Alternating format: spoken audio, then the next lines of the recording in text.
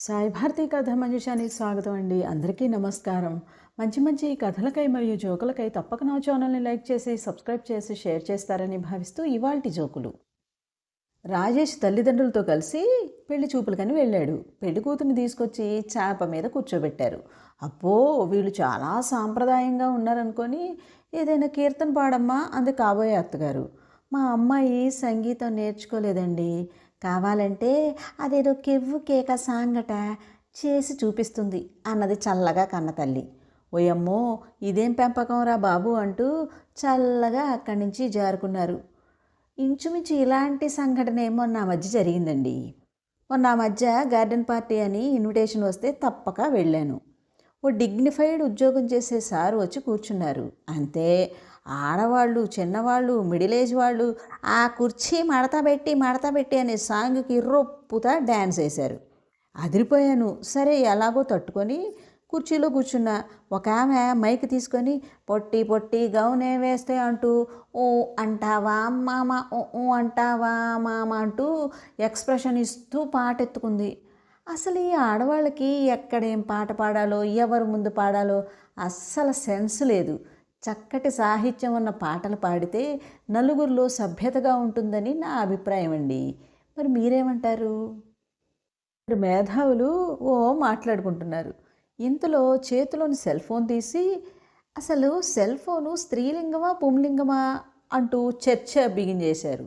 మొదటి మేధావి cell phone ఖచ్చితంగా పుంలింగమే అన్నాడు. కాదు కాదు స్త్రీలింగం అంటూ రెండో మేధావి అన్నాడు. రుజువు చేయగలవా అంటూ అని అడిగాడు.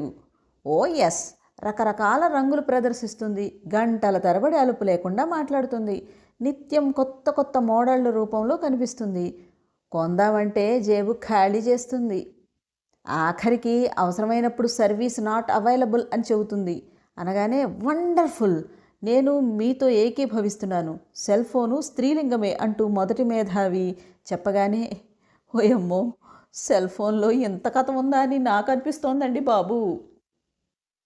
ఇంట్లో బోర్ కొడుతుంటే సంచి పట్టుకుని కిరాణా షాప్కి వెళ్ళాడు రిటైర్ అయిన గురునాథం. 742 గింజల కందిపప్పు ఇవ్వబోయ్ అబ్బి అంటూ కొట్లో ఉన్న అబ్బాయిని అడిగాడు. వాడు మారు మాట్లాడకుండా 200 గ్రాముల కందిపప్పు తూచిచ్చాడు. అదేమిటి లెక్క పెట్టకుండా ఇస్తున్నావు, ఇవి 742 గింజలు ఉంటాయా అంటూ నిలదీశాడు గురునాథం. ప్రతి కిలోగ్రాముకి 3710 గింజలు ఉంటాయని మా నాన్న అన్నాడు అంటూ సమాధానం ఇవ్వగానే, అలా ఎలా, మీ నాన్న ఏం చేస్తుంటారు అని అడిగాడు. మీలాగే రిటైర్ అయ్యి ఖాళీగా ఉన్నారు, గింజలవి లెక్క పెడుతుంటాడు అని చెప్పి వెళ్ళండి సార్, నాకు బేరం ఉంది అన్నాడు విసుగ్గా.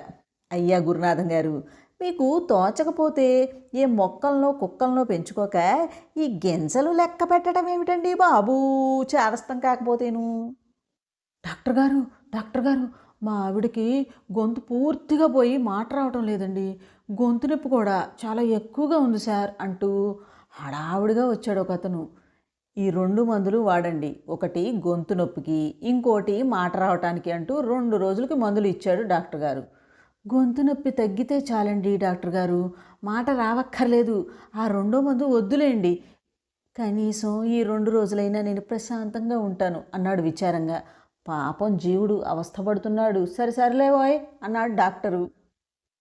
సోమేషు వాళ్ళ కూతుర్ని తీసుకుని జ్యోతిష్యుడి దగ్గరికి వెళ్ళాడు.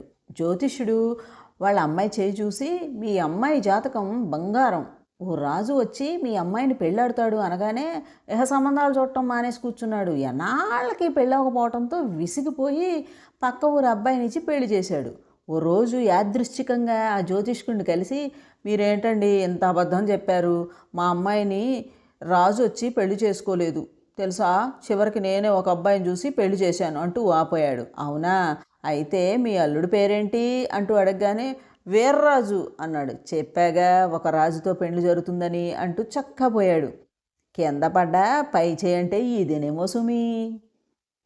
విన్నారు కదా ఫ్రెండ్స్, ఈ జోకులు కనుక మీకు నచ్చినట్లయితే తప్పకుండా ఈ వీడియోకి ఒక లైక్ ఇవ్వండి. మీరు లైక్ ఇవ్వటం ద్వారా మరింత మందికి ఈ వీడియో చేరువవుతుందని భావిస్తూ మరిన్ని మంచి జోకులతో మరో రోజు మీ ముందుంటాను. అంతదాకా సెలవు.